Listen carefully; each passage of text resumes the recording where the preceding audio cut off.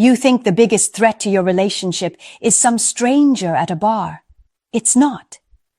The real danger is sitting in her office right now, laughing with her, sharing stories, maybe even texting her after hours.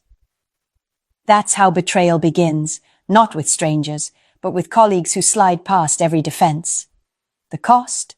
Your trust shattered, your confidence destroyed, and your role in her life quietly replaced. But here's the twist. She doesn't even realize how many signs she's leaving behind. And once you know what to look for, you'll never miss them again. In this video, I'll walk you through 6 clear signs she's cheating with a coworker, and at the end, I'll show you what every man must do when those signs appear. Most men imagine betrayal as something that happens far away, with a stranger. The truth is, it often begins much closer, right where she spends most of her day, the workplace. Hours of collaboration, late nights on projects, even quick work trips create an unusual kind of closeness. It doesn't look dangerous on the surface, but under pressure and repetition, bonds grow stronger than you realize. Technology makes it even easier. Messages that start professional slip into personal. A great job today turns into a late-night check-in. With instant access, those small interactions multiply quickly. And here's what you need to know. For many women, attraction isn't just physical, it's emotional. When a colleague validates her ideas, remembers the little details, or shows up during stressful moments, that bond can feel more powerful than anything material. Then comes comparison. The office is a world of status and competence, and an instinct called hypergamy. The pull toward higher value is always at play. If another man looks sharper, leads stronger, or simply seems more attentive, the pull is there. Cheating rarely starts with something obvious. It starts with micro-moments, smiles, inside jokes, attention given where it doesn't belong. That's why you need to recognize the early red flags before they stack into something undeniable. And let's start with the first sign. Number 1, she suddenly changes her appearance. A woman who has gone years dressing in a steady, predictable way does not wake up one morning and decide to reinvent her entire look for no reason. Pay attention when her wardrobe sharpens overnight, when new shoes and accessories start piling up, when she invests in hairstyles that take more effort and carry a fresh message. The most telling clue? She reserves these changes for the office. This is not about vanity. It is about audience. If her extra effort is not aimed at you, then who is it meant to impress? Many times, a single compliment from a colleague can trigger a ripple effect. "You look great in that color," becomes an excuse to buy 3 more outfits in the same shade. A light-hearted remark about her hair turns into regular salon visits. What looks like self-care can, in context, signal directed attraction. Body language ties into this shift. Notice the perfume she wears before leaving for work, the careful makeup applied even on casual Fridays. It is not just about looking put together, it is about signaling availability, about creating an appealing presence for someone specific. You may also notice non-verbal cues when she interacts with that coworker. Leaning in closer, smiling more, eyes lingering longer. These behaviors, paired with a sharp change in looks, paint a clear picture. Do not dismiss this as harmless experimentation. People do not overhaul their style without motivation. A woman who suddenly invests this much energy into her appearance at work is not just dressing for herself. She is dressing for someone else's eyes. And that, my friend, is a red flag you cannot afford to ignore. Number 2, she brings up a specific coworker all the time. When a woman cannot stop weaving a man's name into everyday conversation, it is never random. Pay close attention to who keeps showing up in her stories. She talks about him after meetings, highlights his achievements, and shares little anecdotes that sound innocent but carry an undertone of admiration. The problem is not that she has colleagues, it is that this one colleague has become a permanent guest in your living room, even when he is not there. Listen for the excitement in her voice. Does her tone lift when she says his name? Does she retell his jokes or quote his opinions as if they carry special weight? These are not neutral mentions. They are signals of emotional investment. When she knows about his hobbies, his family, his weekend plans, she has crossed the line from professional acquaintance into personal bond. Another layer of danger appears when she starts comparing you to him. Maybe it is subtle. He's so organized with his projects, but comparison always cuts. It means she is holding you and him on the same scale and often placing him higher. That kind of repeated framing plants seeds of dissatisfaction. Do not get distracted if sometimes she downplays or avoids mentioning him. Overcompensation can take two forms: constant praise or sudden silence. Both are signs of a growing attachment she does not want you to notice. Understand this. When her coworker's name becomes a recurring character in your daily conversations, you are not dealing with casual office chatter. You are witnessing the rise of an emotional connection that could evolve into something much deeper. That pattern alone should jolt you awake. Number 3. Her schedule starts to change in ways that don't add up. A stable routine is one of the easiest patterns to track. That is why sudden shifts stand out. When she begins staying late at the office more often, when unexpected meetings appear out of nowhere, or when business trips suddenly increase without clear explanation, you need to question the story you are being fed. Men often rationalize this. They tell themselves, she's just working hard, or her company is demanding. But ask yourself, why now? Why the sudden urgency after years of predictable hours? Why the vague explanations when pressed for details? Ambiguity is not an accident, it is cover. Look at how she frames these changes. Does she throw out generic excuses like a project deadline without naming specifics? Does she dodge when you ask where the event is held, who is involved, or why she wasn't told earlier? These are not slips. They are strategies to keep you at arm's length. Also notice the way technology slips into her schedule. Late-night messages, calls she takes in another room. A phone that used to be left on the table now travels everywhere with her. None of these behaviors exist in isolation, but together they sketch a pattern. Her time is being redirected. And where time goes, attention follows. Do not underestimate the meaning of absence. When her routine no longer belongs to both of you, but becomes a private orbit you cannot access, you're not just dealing with busyness, you are dealing with distance. And distance, in relationships, is the first symptom of betrayal taking root. Number 4. Her secrecy grows stronger than ever before. Transparency in a relationship is simple. When there is nothing to hide, nothing needs to be protected. But when secrecy begins to expand, you are staring at a shift that cannot be ignored. A woman who once left her phone on the couch now guards it like a state secret. She tilts the screen away, installs privacy filters, and suddenly remembers to change passwords that had been untouched for years. Notice how quickly this secrecy escalates. A text alert comes in, and she steps into another room. She answers calls with her back turned, voice lowered. Social media interactions that once stayed public now vanish into deleted threads. The behavior is not about digital hygiene, it is about creating shadows where you cannot look. Defensiveness is another tell. Ask a simple question. Who was that? And the reaction is outsized. Irritation, accusations of jealousy, or a quick attempt to flip the script back on you. When her response is hotter than your inquiry, it is not because you crossed a line. It is because she is protecting something. Understand the psychology here. Secrets require energy to maintain. The more elaborate the secrecy, the higher the investment in keeping it alive. When she spends that much effort shielding parts of her life from you, she is not doing it casually. She is doing it because there is something, or someone, worth protecting. Secrecy is not neutral. It does not appear without cause.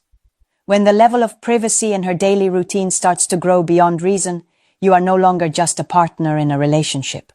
You are an outsider looking in. And that shift is one of the clearest warning signs of betrayal unfolding right under your roof. Number 5. You stop getting invited to her work events. Work gatherings used to be open ground. Maybe she once asked you to come along to the holiday party, the happy hour, the team dinner. You were introduced, included, acknowledged as part of her life.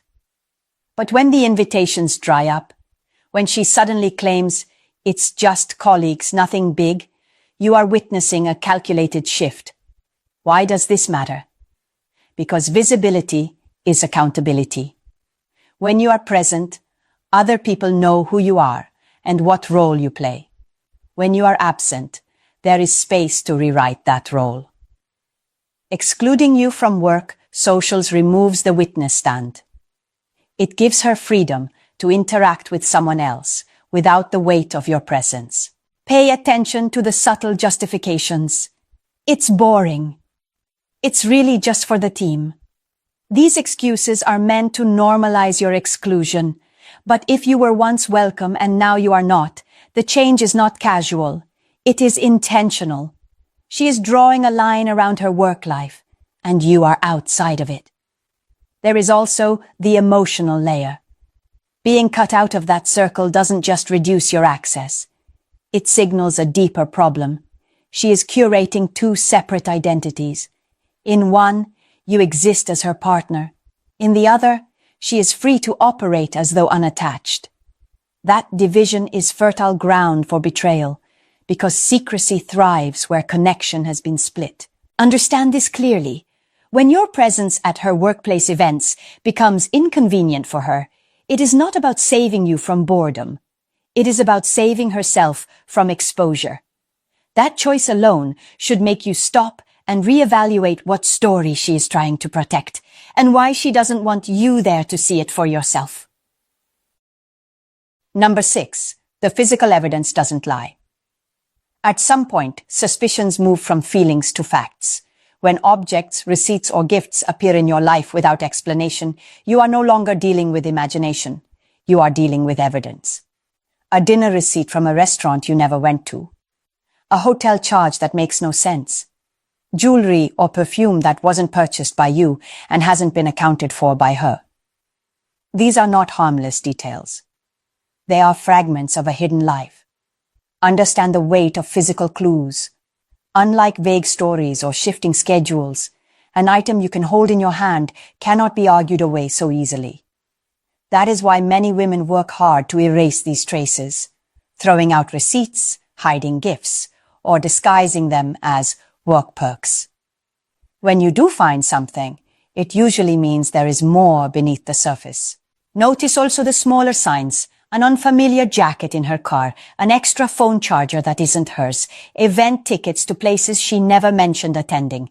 Each one on its own could have an excuse, but patterns matter. When the pile grows, the story shrinks, and excuses cannot carry the weight of repeated evidence.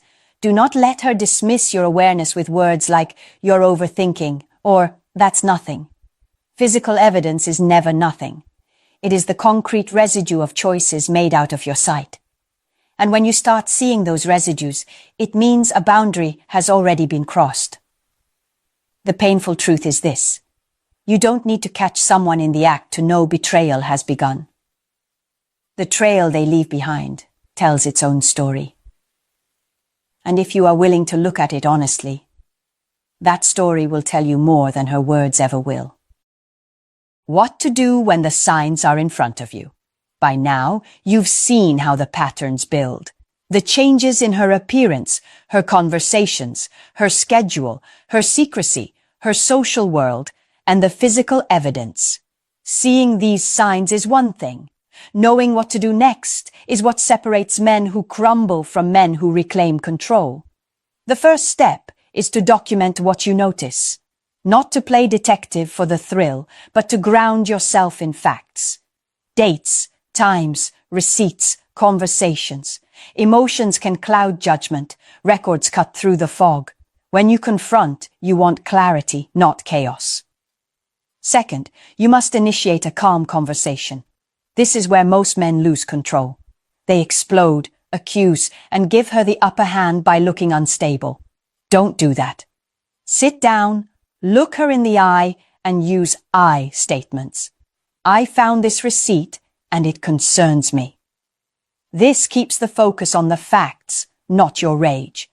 Third, ask for clarification. Give her the chance to explain. Not because you are naive, but because fairness forces the truth to the surface. Sometimes there are legitimate reasons. More often, there are not. Either way, you learn more by giving her space to speak than by shouting over her. Fourth, watch her reactions closely.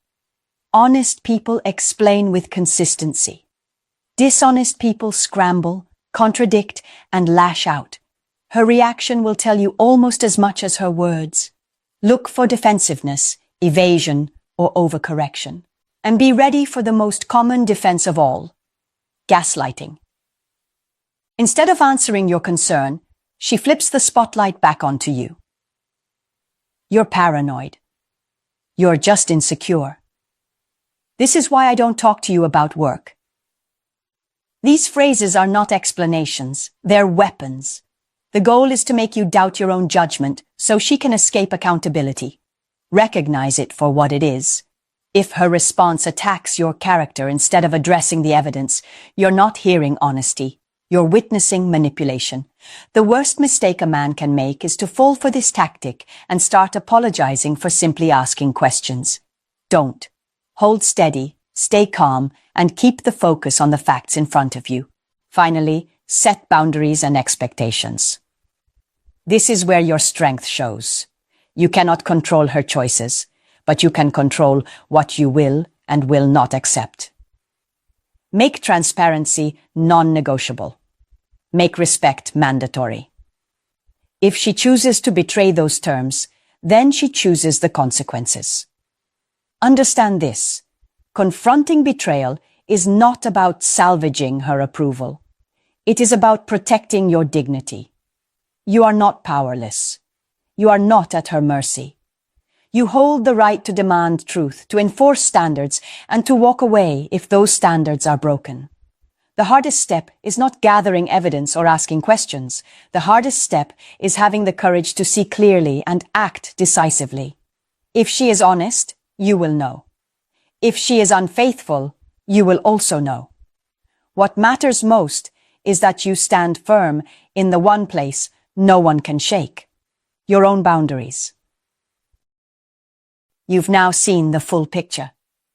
The office isn't just a place where projects get done.